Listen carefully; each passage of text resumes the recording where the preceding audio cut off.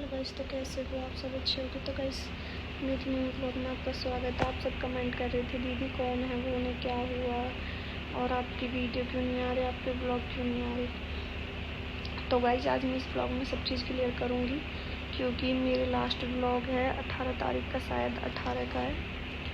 उसके बाद मेरा ब्लॉग नहीं आ पाया कोई, ना इतनी कोई वीडियो आ रही है। जब बेबी हुआ है वीडियो उसके बाद आई है और मेरे अकाउंट की तो व्यस्त ऐसी हुई हुई है।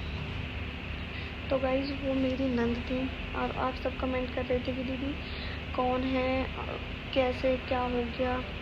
तो वो मेरी बड़ी वाली नंद थी, उनकी डेथ हो गई थी। अचानक से रात को ही फ़ोन आया, मतलब हम तो सो ही रहे थे, हमें तो ऐसा कुछ अंदाज़ा भी नहीं था ऐसा कुछ हो जाएगा और ना ही सोच सकते कि ऐसा कुछ होने वाला था, क्योंकि हमें ऐसा कुछ था ही नहीं। क्योंकि वो बीमार तो थी, पहले यहीं दादरी एडमिट थी क्रूज डिवाइन में, तो उसमें कोई आराम नहीं लगा। 7-8 दिन रही, उन्हें आराम नहीं लगा। फिर हम छुट्टी करा के घर ले आए। मैंने कहा शायद घर ठीक हो जाए। फिर 2 दिन बाद फिर एडमिट करी क्रूज डिवाइन में ले जाके, क्योंकि उनकी हालत थोड़ी सीरियस हो रही थी, उनकी उल्टी बंद नहीं हो रही थी। तो उसके बाद क्रूज डिवाइन में फिर एडमिट रही वो, फिर एडमिट रही, आईसीयू में रही, मतलब फिर भी उन्हें कोई आराम नहीं लगा। और जब आराम नहीं लग रहा, बार बार उसी हॉस्पिटल में फिर 3-4 जगह लेके गए। पहले तो मना ही कर दिया 3-4 जगह कि ले जाओ घर, कि हमारे पास हॉस्पिटल में सुविधा नहीं है कुछ भी ऐसा। तो हम फिर इन्होंने दिल्ली एडमिट कराई। वो दिल्ली हॉस्पिटल है, मतलब उन्हें टीवी था, टीवी का ही स्पेशली वो हॉस्पिटल है, तो इसलिए वो एडमिट करवाई थी वहाँ। मतलब सरकारी था बट वहाँ पैसे देने पड़े, क्योंकि बीच में जो एडमिट करवा रहा था उसने ये बोल दिया था, हाथ तो गुजरी पर उसने ये कह दी, भाई मैं एडमिट कराने के 15,000 रुपये लूँगा, बाकी तुम देख लो। हमने कि भाई एडमिट तो करानी है, तो हमने 15,000 रुपये उसे दे दिए। उसके बाद मतलब डॉक्टर ने कहा 10 दिन लगेंगे, 10 दिन में ठीक होकर छुट्टी होकर घर चले जाएंगे।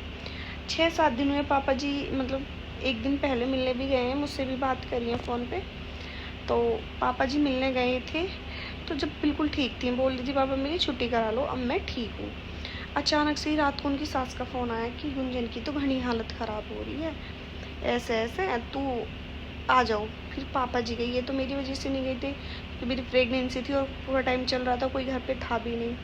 तो ये तो मेरी वजह से नहीं गए, पापा जी गए थे और लेके आए। तो सुबह छुट्टी, मतलब वहाँ से छुट्टी कर दी थी, सुबह 4 बजे ले आए। हम गए नीचे, हमें पता नहीं था, मतलब हमने फिर फ़ोन करा तो पापा ने कहा हम तो बहुत देर के आ गए। तो हम दोनों तुरंत नीचे गए, देखी तो उनकी तबीयत घनी ज़्यादा ख़राब ही, मतलब घनी ज़्यादा ही ख़राब, वो मतलब अजीब से सांस ले रही हैं। फिर हम कहने लगे चलो एक बार नवीन में दिखा लेंगे, क्या पता ठीक हो जाए। हमारे दिल में तो ये था कि ठीक हो जाए। और दुनिया का काम है बात बनाने का, कि मैं क्या ही बताऊँ, छोड़ो। पर ये है, हमारा ये था कि वो ठीक हो जाए। वो यहीं थी ना, क्योंकि उनकी शादी के बाद से वो यहीं पे रह रही थी। 2-1.5 साल हो गई थी उनकी शादी को, तो वो यहीं पे थी, वो गई नहीं थी। तो वो पर्सनल रीज़न था, वो मैं कभी टाइम मिला तो शेयर करूँगी, नहीं तो कोई ऐसी बात नहीं है। तो वो गई नहीं थी, काफ़ी टाइम से यहीं थी। तो हमें तो यार ये था कि ठीक हो जाए। तो फिर हम सुबह, फिर पापा कहने लगे चाय वाय पिया लो इन्हें, तो शाम उसको मतलब सुबह को 6 बजे ले चलाना।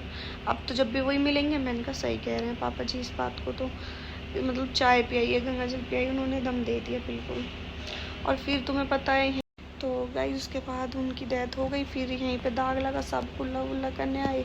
और फिर मेरी प्रेगनेंसी का पूरा टाइम चल रहा था, तो उसमें मुझे पेन हो रहे थे, मतलब मैं काफ़ी देर ना बैठ पा रही थी, ना रो पा रही थी ढंग से, ना बैठ पा रही, ना कोई मुझे बैठने दे रहा कि घूम, ज़्यादा देर बैठ मत, पेट गुम हो जाएगा, ये हो जाएगा। पर ये है कि भगवान ने बहुत गलत करा, ये नहीं सोचा कि उनकी उम्र ही क्या थी। मैं आप सबने फ़ोटो में देखा है, उनकी उम्र ही क्या थी। वो मेरी सगी नंद थी। आप सबके कमेंट आ रहे थे क्या वो आपकी सगी नंद थी? हाँ जी, वो मेरी सगी नंद थी।